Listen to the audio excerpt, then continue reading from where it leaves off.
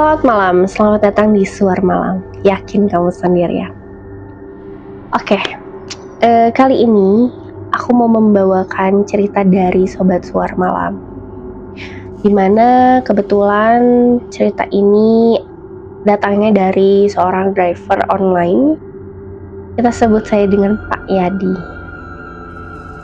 Oke, nah pada hari itu, sekitar jam 10 lewat sedikit, Pak Yadi mendapatkan orderan dari Cinere ke arah sebuah kafe atau kedai kopi di daerah Bogor. Pembayarannya melalui cash ataupun tunai, namun saat itu Pak Yadi berpikir bahwa sudah larut malam, jadi mungkin ia mau menyelesaikan ini sebagai orderan terakhirnya di hari itu. Setelah di perjalanan yang cukup lumayan menuju ke arah lokasi atau titik penjemputan, Pak Yadi ternyata kelewat satu rumah dari titik penjemputan tersebut. Namun saat itu Pak Yadi ketika menoleh ke arah spion, dia langsung melihat ada seorang perempuan muda sedang berjalan perlahan ke arah mobilnya Pak Yadi. Pada saat itu juga ia melihat bahwa wanita tersebut agak sedikit menundukkan kepalanya. Namun Pak Yadi saat itu tidak menghubungi penumpangnya karena berpikir bahwa sudah ada nih penumpangnya dan sudah mau menuju ke mobilnya.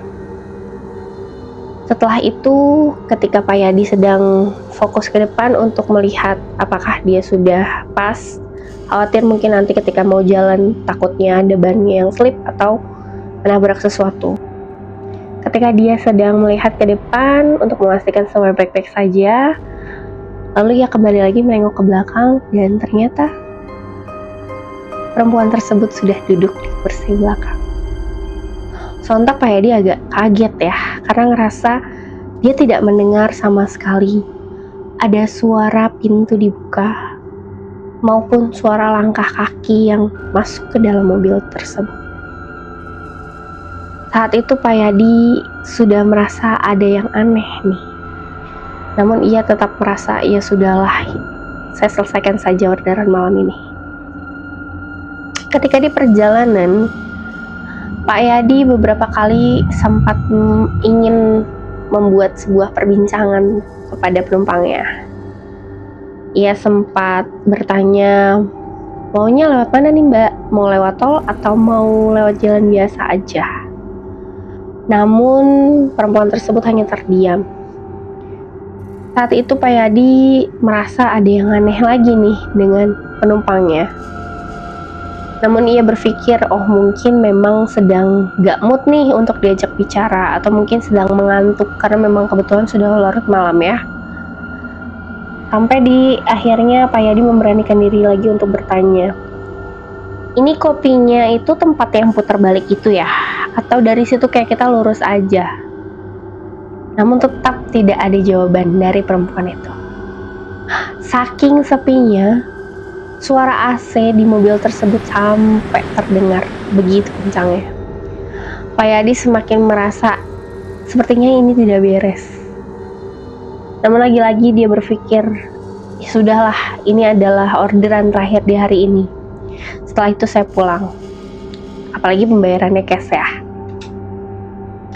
Setelah itu, ketika dia mau sampai di tempat tujuan atau sudah sampai bahkan di tempat tujuan, dia menoleh ke belakang dan berkata, Mbak, sudah sampai.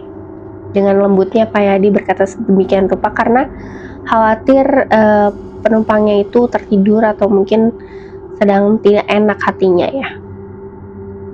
Lalu Pak Yadi kembali lagi menengok ke depan dan dia dengan jelas mendengar suara perempuan itu untuk yang pertama kalinya. Terima kasih Mas. Suaranya begitu tipis, lirih, seperti langsung menusuk.